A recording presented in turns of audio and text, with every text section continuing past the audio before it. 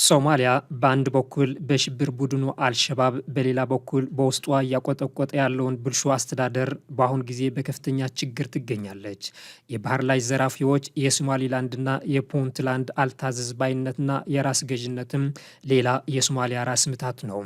አሁን ደግሞ የሶማሊያን የተፈጥሮ ሀብት ግጦ የሚጨርስ የመቃድሾ ሌላ መዘዝ ሶማሊያውያንን እያባላ ነው። ሰላም ጤና ይስጥልኝ የኢትዮ ሞኒተር ተከታታዮች፣ በዛሬ የትንታኔ ዜናችን 90 በመቶ የሶማሊያ የነዳጅ ሀብት በሌላ ሀገር እንዲወሰድ ስለሚፈቅድ ስምምነትና በሶማሊያውያን ስለተፈጠረ ፖለቲካ ልዩነት እንዳስሳለን። ላይክ፣ ሼርና ሳብስክራይብ እያደረጋችሁ አብራችን ቆዩ።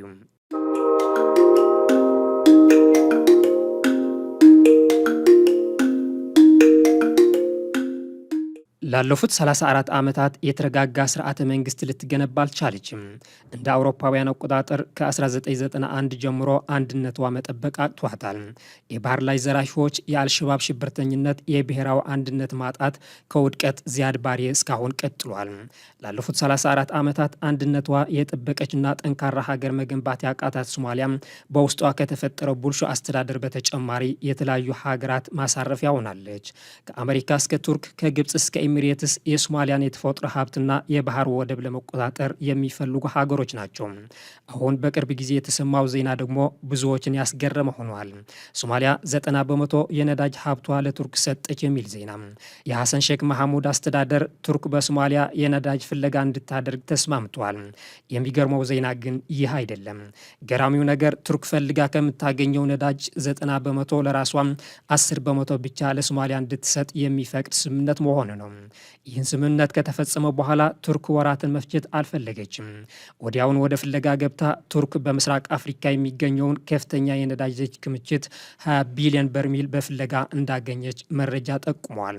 ቱርክ በምስራቅ አፍሪካ ከምታደርገው የኃይል ፍለጋ እንቅስቃሴ ትልቅ ስኬት ያስመዘገበች ሲሆን በአካባቢው ከምትሰራው 3 የነዳጅ ብሎኮች 2ቱ ለንግድ ምቹ የሆነ ክምችት እንዳገኘች አስታውቋለች። ቱርክ 20 ቢሊዮን በርሜል የሚገመት የንፍድፍ ዘይት ክምችት በምስራቅ አፍሪካ ለንግድ አዋጭነት ትልቅ ጠቀሜታ እንዳለው ገልጻለች። እነዚህ ግኝቶች እስከ 20 ቢሊዮን በርሜል የሚደርስ ለንግድ ሊጠቀም የሚችል ድፍድፍ ዘይት እንደያዙ የሚገመቱ ሲሆን ቱርክ በሶማሊያና በሰፊው የምስራቅ አፍሪካ የኃይል ገጽታ ላይ ያላትን ፍላጎት ትልቅ ለውጥ ያመለክታሉ ተብሏል። ሶማሊያ ጋርዲያን እንደዘገበው 2ቱ ፓይሎት የነዳጅ ብሎኮች ከፍተኛ ምርት ቢያመጡም 3ኛው ብሎክ አሁን እየተፈተሸ ሲሆን እስከ ነሐሴ ወር ድረስ የንግድ ዘይት መጠን ያስገኛል ተብሎ ይጠበቃል። ነዳጁ የተገኘው ባለፈው ዓመት በሶማሊያ መንግስትና በቱርክ መካከል የጋራ የነዳጅ ልማት ስምምነት መፈራረሙን ተከትሎ ነው። ስምምነቱ ለቱርክ 90 በመቶ የነዳጅና የጋዝ ምርት መብቶችን ይሰጣል። ይህም በሁለት ሀገራት መካከል የረጅም ጊዜ የኃይል ትብብር መሰረት ይጥላል ተብሏል። ቱርክ ከሶማሊያ ጋር የፈጸመችውን የነዳጅ ዘይት ስምምነት የሶማሊያ ስልታዊ የባህር አቀማመጥና ሰፊ የኃይል ክምችት በ6 ቢሊዮን ኩቢክ ሜትር የተፈጥሮ ጋዝና እስከ 30 ቢሊዮን በርሜል የባህር ዘይት ለቱርክ እየሰፋ ለሚሄደው የኃይል ፍላጎት ቅድሚያ እንደሚሰጥ ግምት ተሰጥቶታል። እንደ አውሮፓውያን አቆጣጠር መጋቢት 7 ቀን 2024 በኢስታንቡል በቱርክ ኢነርጂ ሚኒስትር አልፓርሳላን ባይራክታርና በሶማሊያ ፔትሮሊየም ሚኒስትር አብዱራዛቅ ኦመር መሐመድ የተፈረመው የሁለትዮሽ የሃይድሮ ካርቦን ስምምነት ለቱርክ ከወትሮም በተለየ ሁኔታ ትኩረት ስበዋል። ስምምነቱ የቱርክ አካላትን እንደ ፌርማ ቦነስና አስተዳደራዊ ክፍያዎችን የመሳሰሉ ቅድመ ክፍያ ወጪዎችን ነፃ ያደርጋል። በሚያስደንቅ ሁኔታ ቱርክ ማንኛውም ትርፍ ከመካፈሉ በፊት እስከ 90 በመቶ የሚሆነውን የዘይትና የጋዝ ምርት እንደ ወጪ ነዳጅ ማስመለስ ትችላለች። ይህም በመቶኛ ከዓለም አቀፍ ደንቦች የላቀ ነው። የሶማሊያ ገቢ በ5 በመቶ የሪያሊቲ ካፕ የተገደበ ሲሆን ይህም በስራ ወቅት ጥቅም ላይ የሚውለውን ወይም እንደገና የሚያስገባውን ፔትሮሊየም አያካትትም። በተጨማሪም ቱርክ የሃይድሮካርቦን ድርሻዋን በዓለም አቀፍ ገበያ ዋጋ ወደ ውጭ የመላክና ሁሉም ገቢ ወደ ውጭ የመላክ ሙሉ መብት አግኝታ ሶማሊያን በፋይናንሻል ፍሰቱ ላይ ከማንኛውም ቁጥጥር ውጭ አድርጋለች። በተጨማሪም ቱርክ ያለ ሀገር ውስጥ ቁጥጥር ወይም በሶማሊያ ውስጥ መገኘት ሳያስፈልግ መብቷን ለሶስተኛ ወገን እንድታስተላልፍ ተፈቅዶላታል። እንዲሁም ስምምነቱ ቱርክ ኢኮኖሚያዊና ኦፕሬሽናል ቁጥጥር እንድታደርግ ያስችላታል። ይህም የሶማሊያ የረዥም ጊዜ የራስዋን የኃይል ሀብቶች ተጠቃሚነት አሳሳቢ ውስጥ ከቶታል። ይህን ተከትሎ በስምምነቱ ላይ ከፍተኛ ትችት ሲሰነዘር ቆይቷል። በስምምነቱ ዙሪያ ለተሰነዘረው ትችት የሶማሊያ ፕሬዝዳንት ሐሰን ሼክ መሐመድ ምላሽ ስምምነቱ ለሀገሪቱ ያለውን ጥቅም በመጉላት ተሟግቷል። የሶማሊያው ፕሬዝደንት በሶማሊያ የባህር ዳርቻ አካባቢዎች ፍለጋን ለመጀመር ያለውን አቅምና ቱርክ ኢንቨስት ለማድረግ ያላትን ቁርጠኝነት በመጥቀስ ትችቱን ተከላክለዋል። ሶማሊያ በነዳጅ አምራችነት ደረጃ ገና ያልታወቀች ሀገር ስትሆን የጂኦሲስቴሚክ ጥናቶች ሀገሪቱን እስከ 30 ቢሊዮን በርሜል ዘይትና ጋዝ ክምችት ሊኖራት እንደሚችል ይጠቁማሉ። ጥልቅ ፍለጋ ከ3 እስከ 5 ዓመታት ሊፈጅ ስለሚችል እነዚህ ሀብቶች መክፈት የረጅም ጊዜ ሂደት ይሆናል። እንደ አውሮፓውያን አቆጣጠር በ1991 የማዕከላዊ አስተዳደር ከመፍረሱ በፊት ዋና ዋና ዓለም አቀፍ የነዳጅና የጋዝ ኩባንያዎች በሶማሊያ ውስጥ የአሰሳ ስምምነቶች ተፈራርመዋል። ግን እነዚያ ኩባንያዎች የእርስ በርስ ጦርነት በጀመረበትና ለረጅም ጊዜ አለመረጋጋት በተፈጠረበት ወቅት እንዲወጡ ተገደዋል። እንደ ፕሬዝደንት ሐሰን ገለጻ ከቱርኩ ጋር ያለው አጋርነት በሶማሊያ ያልተነካ የኃይል ልማት ዘርፍ ይፋው ፍለጋን የሚጀምር ታሪካዊ ምዕራፍ ነው። Many fear that the move could strain maritime boundaries and start dispute over resource ownership. ባህር ዳርቻ እየተካሄደ ነው ብለዋል ፕሬዝደንት ሐሰን። አሁን በዚህ ስምምነት በሶማሊያ የባህር ዳርቻ አካባቢዎች ፍለጋ ይጀምራል። ቱርክ የተለየ እንክብካቤ አልተደረገላትም። ይልቁንም በሶማሊያ ኢንቨስት ለማድረግ እውነተኛ ቁርጠኝነት ያሳየች የመጀመሪያው ሀገር እንደሆነች አጽንኦት ሰጥተዋል ፕሬዝደንት ሐሰን። ይህ ለቱርክ መውደድ አይደለም ሲሉም አክሏል።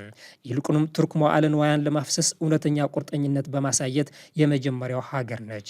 ይሁን እንጂ ብዙ ሶማሊያውያን በፕሬዝደንት ሐሰን ሼክ ሀሳብ አይስማሙም ብቻ ሳይሆን ከፍተኛ ተቃውሞ እያሰሙ ይገኛሉ። ስምምነቱ የስርዓቱ ፓርላማ ሳይቀር ተቃውሞታል። ፕሬዝደንት ሐሰን ሼክ መሐሙድም ከስልጣናቸው እንዲለቁ እየተጠየቁ ይገኛሉ። ሰሞኑን 103 የሶማሊያ የፓርላማ አባላት ፕሬዝደንት ሐሰን ሼክ መሐሙድ ስልጣን እንዲለቁ ጠይቋል። እነዚህ የፓርላማ አባላት ፕሬዝደንት ሐሰን ሼክ መሐሙድ ህገ መንግስቱን በመጣሳቸው ስልጣንን አላግባብ በመጠቀማቸውና ሀገሪቱን በአግባቡ መምራት ባለመቻላቸው በሚሉ ምክንያቶች ስልጣናቸውን በፍቃዳቸው እንዲለቁ መጠየቃቸው ሄራን ኒውስ ዘግበዋል። የፓርላማ አባላቱ ይህን ጥያቄ ከማቅረባቸው ቀደም ብሎ የቀድሞ ፕሬዝደንቶች ማለትም ሻሪፍ ሼክ መሐሙድና አብዱላሂ ፈርማጆን ጨምሮ አንጋፋ የሶማሊያ ፖለቲከኞች ተመሳሳይ ጥያቄ ማቅረባቸውን አስረድቷል። ይሁን እንጂ ፕሬዝደንት መሐሙድ እስካሁን በዚህ ጥያቄ ላይ የሰጡት መልስ የለም። በአሁኑ ወቅት ሶማሊያ በከፍተኛ የጸጥታ ስጋት ትገኛለች። የሽብር ቡድኑ አልሸባብ በሞቃዲሾ አቅራቢያ ተደጋጋሚ ጥቃቶች እያካሄደ ነው። ይህ የአልሸባብ መጠንከር የሶማሊያ መንግስት መድከም ሂደት ውጤቱ ምን ሊሆን ይችላል የሚል ስጋት የብዙ የአፍሪካ ቀንድ የፖለቲካ ተንታኞች ሆኖ ቀጥሏል። የጁባላንድ ፕሬዝደንት አህመድ ማዴቦም የፌዴራል መንግስቱ አደጋ ላይ እንደወደቀ ገልጿል። የማዕከላዊ መንግስቱ ወደ አምባገነንነት ተለውጧል። ከዚህ ከገባበት አደጋ የምናድንበት ጊዜ አሁን መሆን አለበት በማለትም ስጋታቸው ገልጿል። ጁባላንድ ፕሬዝደንት ሐሰን በሀገራዊ ክህደት እንዲታሰሩም ጠይቃለች። ፕሬዝደንት ሐሰን ሼክ መሐሙድ ግን ለዚህ ብዙ ደንታ ያላቸው አይመስሉም። ወደ ስልጣን ከወጡ 3 ዓመታት ሊሞላቸው እየተቃረቡ ያሉት ፕሬዝደንት ሐሰን የገቡትን ቃል ያልፈጸሙ ሲሉ ብዙዎች እየወቀሷቸው ይገኛሉ። ያን የገቡት ቃል በውስጧ ሰላም የሰፈነባት ሶማሊያ እንገነባለን የሚል ነበር። አሁን ሶማሊያ በውስጧ ሰላማዋ ልታረጋግጥ ቀርቶም ለሌሎቹም ስጋት ሆናለች። የሶማሊያ አለመረጋጋትና መፍረስ በተለይ ለአፍሪካ ቀንድ በአጠቃላይ ደግሞ ለምስራቅ አፍሪካ ከፍተኛ ዕዳ መሆንን ነው።